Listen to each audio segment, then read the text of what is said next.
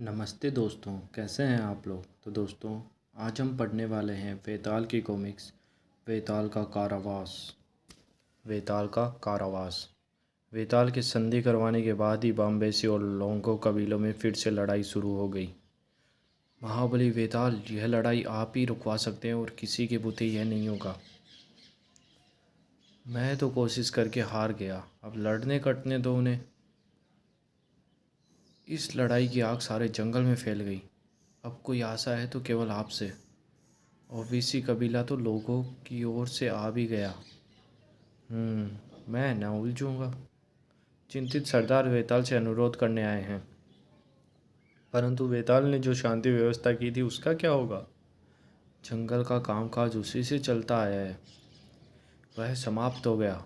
नमस्कार। इस संकट में आपसे ऐसी आशा न थी।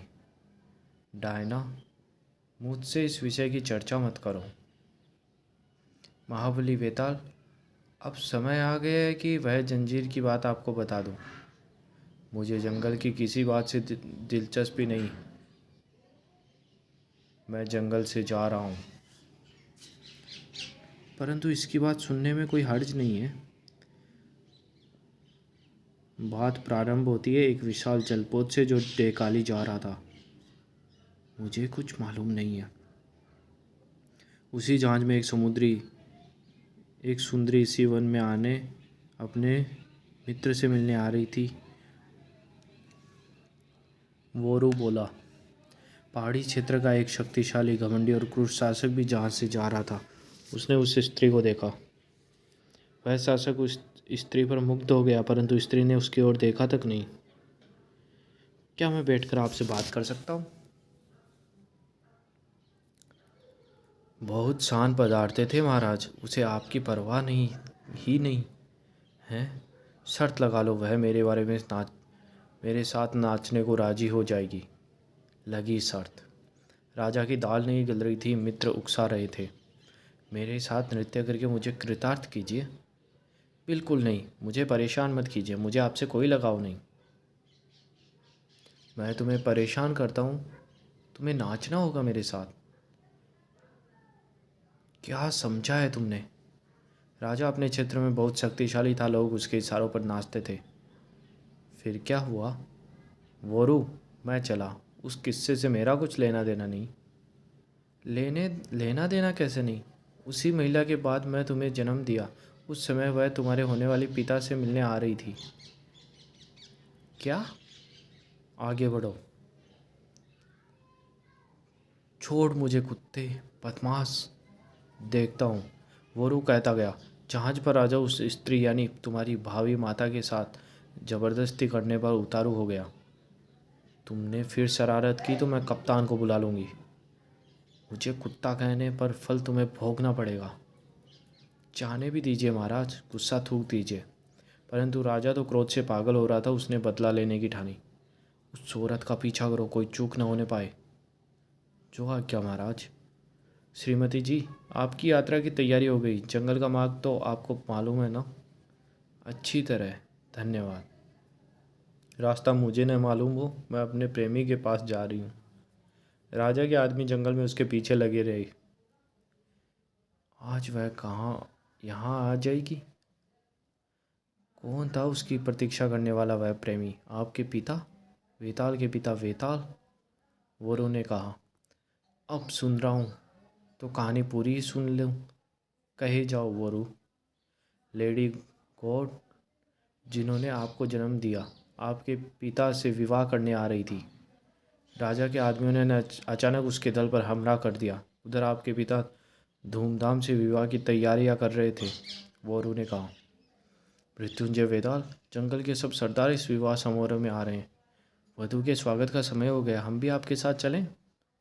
नहीं, मैं अकेला जाऊंगा।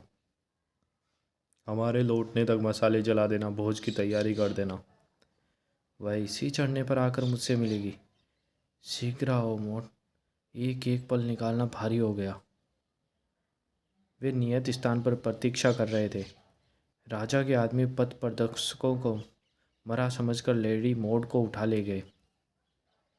परंतु एक पथ प्रदर्शक जीवित बच गया। उसने राजा के आदमियों को पहचान लिया, वह जंगल में चला गया। वरु ने आगे बताया, तुम्हारे पिता वेताल रात भर अपनी भावी वधू की राह देखते रहे और निराश होकर लौटे। तुम्हें जेल की हवा खिला कर रहूंगी। कुमारी जी, आप मेरे देश में हैं, यह मेरी इच्छा ही कानून है। तुमने मुझे कुत्ता कहा था, अब चाह चखो उसका मज़ा। देखता हूँ कब तक तुम्हारा दिमाग ठिकाने नहीं आता।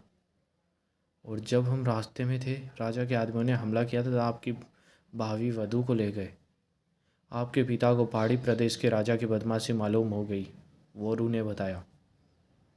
यदि उसने मोड़ का बाल भी बांका किया तो। और आपके पिता आंधी की तरह उस राजा के किले जैसे महल की ओर चल दिए। मेरे नौकरों के घर में रह कर तुम्हारी बुद्धि ठीक हो गई होगी। अब करोगे मुझसे शादी या नहीं? विवाह करूंगी, परंतु अपने प्रेमी से, तुम्हारे जैसे नीच से हरगिज नहीं। नहीं नहीं नहीं। तो फिर सड़ो यहीं। वोरू ने कहा, तुम्हारी भावी माता यहाँ चालाकी से काम ले सकती थी, परंतु उन्होंने किसी से दबना नहीं सीखा था। तुम्हारे पिता चमत्कारी व्यक्ति थे। उसी रात महल में जा पहुँचे जहाँ कुमारी मोट बंदी थी। आ गए, जिसे बने मुझे इस नरक से निकालिए। वे मिले, परंतु कुछ क्षणों के लिए। पहरेदार ने तुम्हारे पिता को देख लिया और तुम्हारे पिता को घायल करके राजा के सामने लाया गया। तो आप हैं उस स्त्री के प्रेमी जो मेरी रानी बनने वाली है। इसका उपचार करो, मरने ना पाए। तुम्हारी प्रेमिका ने मुझे कुत्ता कहा था। तुम्हें मेरे जानवरों के लिए पानी खींचना पड़ेगा। तुम्हारे पिता पानी खींचने को जोत दिए गए। रात को वे जानवरों के बीच सोते थे। सुबह होते ही उन्हें कुएं पर जोत दिया जाता। पहरा ऐसा कड़ा कि भागना असंभव था। अब जी भर के निहारती रहो अपने प्रेमी को। कुमारी मोड़ देखती थी और तड़प कर रह जाती थी। राजा यूं उनसे बदला ले रहा था। कुमारी जी, आप जब चाहें इसे आज़ाद किया जा सकता है, बस मुझसे विवाह कर लो। यह भी करूँगी। नहीं मोट नहीं, तू अपना काम कर। पानी खींचते खींचते उन्होंने एक दिन देखा कि उनकी बेड़ी कुएं के एक पत्थर से रगड़ खाती है। वहाँ के लोग उनकी खिल्ली उड़ाते थे और उन पर पत्थर फेंकते थे। वेताल को राजा ने बेल की तरह जोत दिया। क्या था, क्या हो गया? उनकी दुखद का समाचार जंगल तक पहुंचा। वेताल पानी खींचते हुए प्रतिदिन कुएं की सैकड़ों परिक्रमाएं करते रहे और प्रत्येक परिक्रमा में जंजीर एक बार पत्थर से रगड़ खाती थी। क्या कभी इसका अंत नहीं होगा? महीनों पर महीनों बीत गए और उनकी प्रेमिका उनकी दुर्दशा देखने को बाध्य थी। अंत में आखिर एक दिन जंजीर घिस घिस कर दुर्बल हो गई। मुक्त होते ही तुम्हारे पिता ने बिजली और तूफान की गति दिखाई। निर्दयी राजा से हिसाब चुकता करने का दिन आ पहुंचा था। राजा जी, यदि जानवरों को पानी पिलाना है तो आपका दूसरा बैल ढूंढना होगा, वोरू कहता गया। अब राजा कर ही क्या सकता था। उसे तुम्हारे पिता की हथकड़ियाँ खोलनी पड़ी। दरवाज़ा खोलो। राजा के आदमी देखते रहे पर कुछ न कर सके। करना चाहते भी तो नहीं थे। राजा से घृणा करते थे। मेरे स्वामी, मौन, फेंक दो यह मनुष्य जंजीर। नहीं, यह इन दिनों की निशानी रहेगी। फिर उन्होंने शादी कर ली। वोरू ने बात समाप्त कर दी। मेरे माता पिता ने यह बात मुझे कभी नहीं बताई। तुमने क्यों बताई वोरू?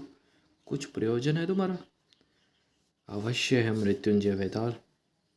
जब आप बच्चे थे, आपके पिता ने मुझसे कहा था, मेरे बाद जब यह वेताल बनेगा तो ऐसा क्षण आ सकता है जब उसके स्वाभिमान को चोट लगे और यह धीर हो जाए। तब इसे अब इसकी भावना पर नियंत्रण करना होगा। उस समय इसे जंजीर की बात बताना कि यह धीरज की निशानी है। मैंने धीरज गंवा दिया? जल्दबाजी की? जी हाँ, आपकी संधि का एक प्रयत्न निष्फल हो गया तो आप क्रोधित हो गए। लड़ाई अभी जारी है। आप भी इसे रोक सकते हैं, परंतु महाबली वेताल, आपको ही धीरज और शांति से काम लेना पड़ेगा। लड़ाई बढ़ रही थी। कबीलों पर कबीले उसमें कूद रहे थे। 2 दिन से हम बाम्बेसी कबीलों को मिटा देंगे। जब वेताल हस्तक्षेप करने को तैयार नहीं तो कोई हमें रोक नहीं सकता। ओफीसी बाम्बेसी लोरों को हथियार डाल दो। सुलह की बात होगी। युद्ध बंद रहेगा। युद्ध विराम? वेताल की व्यवस्था। वार्ता कई दिन चली। वेताल शांत रहा। उसने अपने पर नियंत्रण रखा और सरदारों को समझाया और जंगल में फिर से शांति स्थापित हुई। हम लड़ किस लिए रहे थे मुझे तो याद नहीं। यदि ये लोग फिर लड़े जैसा कि संभव है तो क्या आप उनसे मुंह मोड़ लेंगे? नहीं डायना, मैं समझ गया हूँ कि यह भी वेताल का कर्तव्य है। धीरज। यदि कभी मैंने धीरज खोया तो यह जंजीर याद दिला देगी कि मेरे पिताजी ने कैसी यातनाएं उठाई थी। वही पर्याप्त होगा। तो दोस्तों ये कॉमिक्स यही समाप्त होती है। धन्यवाद।